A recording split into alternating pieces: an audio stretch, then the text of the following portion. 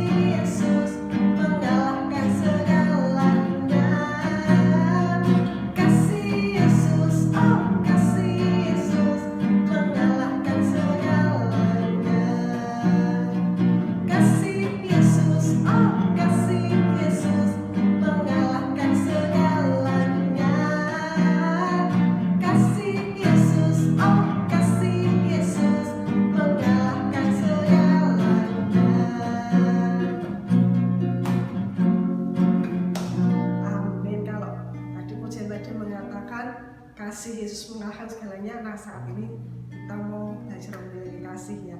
Saat ini kita sudah memuji nama Tuhan, tiba saatnya kita mau mendengarkan firman Tuhan. Semuanya menyiapkan hati kita mau mendengarkan sabda firman Tuhan. Kusiapkan hatiku Tuhan.